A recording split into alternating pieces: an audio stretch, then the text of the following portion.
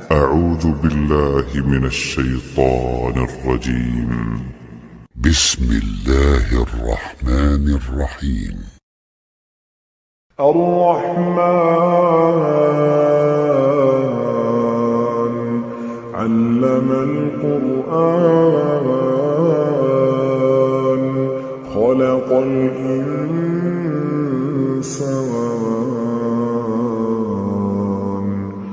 علمه البيان الشمس والقمر بحسبان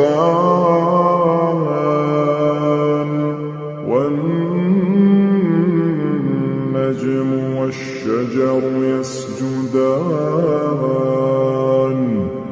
والسماء رفعها ووضع الميزان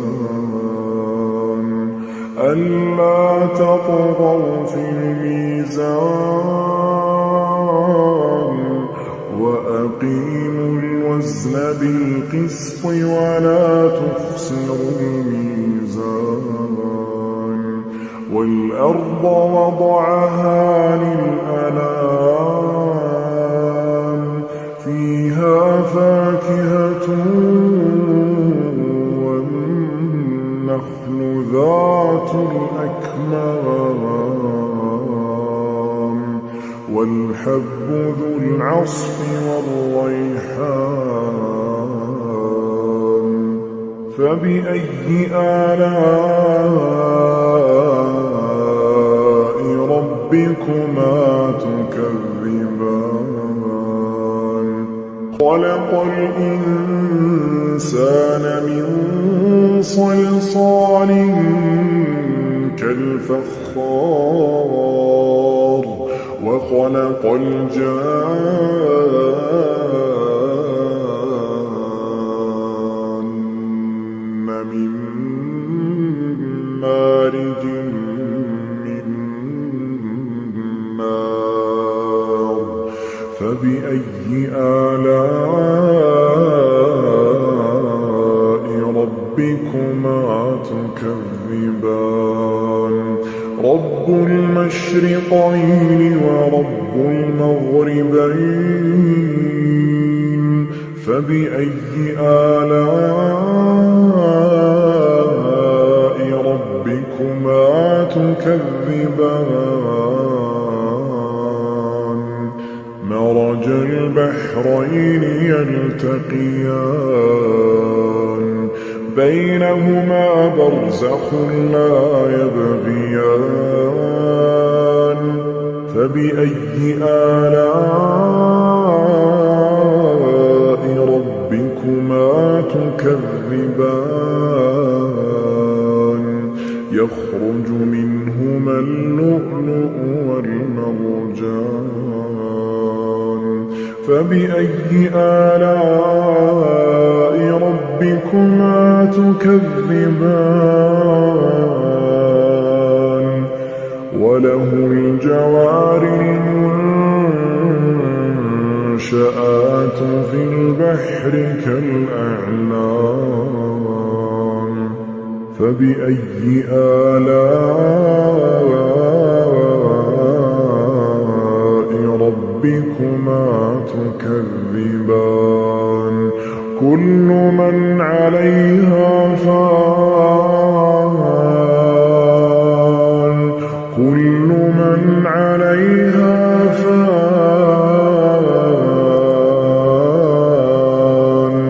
ويبقى وجه ربك ذو الجلال والإكرام فبأي آلاء ربكما تكذبان يسأله من في السماوات والأرض كل يوم هو في شأن فبأي آلاء ربكما تكذبان سنفرغ لكم أيها الثقلان فبأي آلاء ربكما تكذبان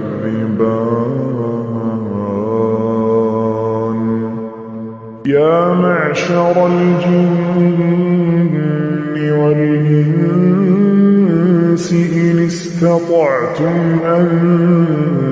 تنفذوا من أقطار السماوات والأرض فانفذوا لا تنفذون إلا بسلطان فبأي آلاء ربكما تكذبان يرسل عليكما شواظ من نار ونحاس فلا تنتصران فبأي آلاء ربكما تكذبان فإذا انشقت السماء فكانت وردة كالدهان فبأي آلاء ربكما تكذبان فيومئذ لا يسأل عن ذنبه إنس ولا جان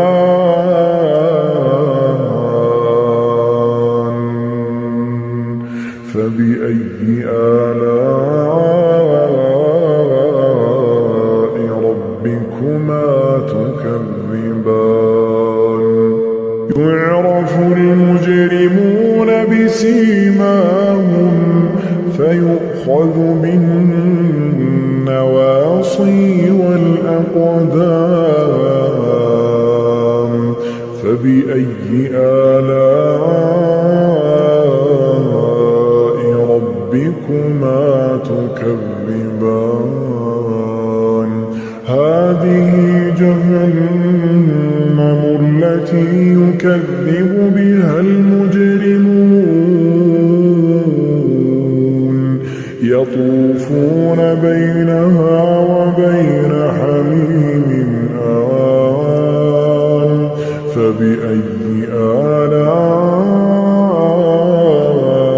ربكما تكذبان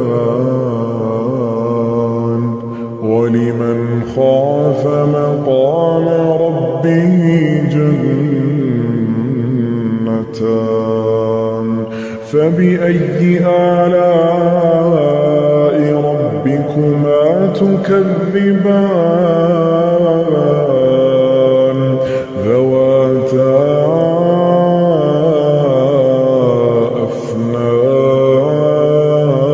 أفنان فبأي آلاء ربكما تكذبان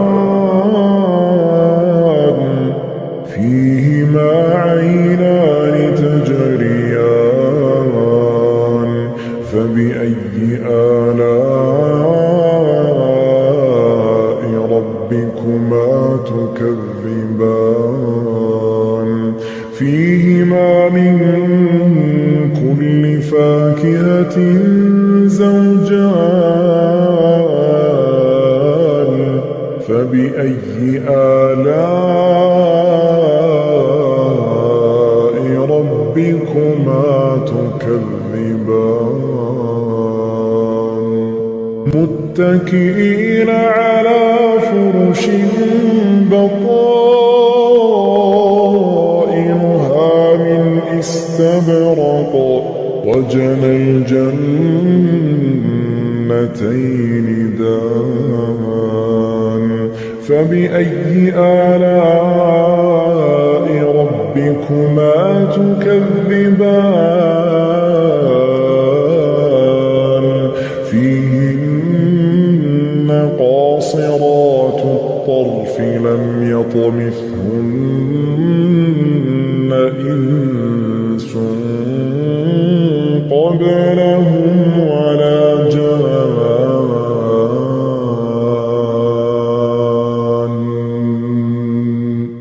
فبأي آلاء ربكما تكذبان كأنهن الياقوت والمرجان فبأي آلاء ربكما تكذبان هل جزاء الإحسان إلا الإحسان فبأي آلاء ربكما تكذبان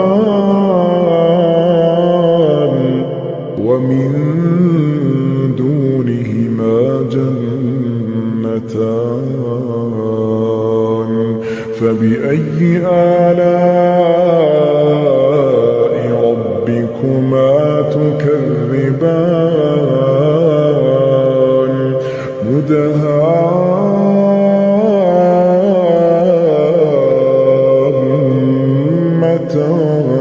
مدهامتان فبأي آلاء ربكما تكذبان فيهما عينان نضاختان فبأي آلاء ربكما تكذبان فيهما فاكهة ونخل ورمان فبأي آلاء ربكما تكذبان فيهن خيرات حسان فبأي آلاء ربكما تكذبان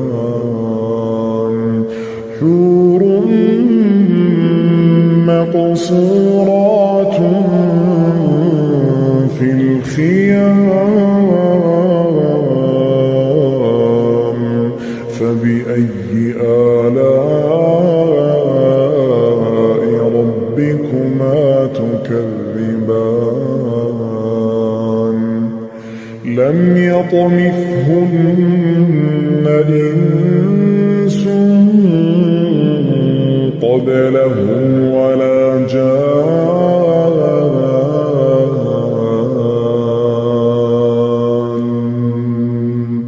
فبأي آلاء ربكما تكذبان متكئين على رفرف خضر وعبقري حسان فبأي آلاء ربكما تكذبان تبارك اسم ربك ذي الجلال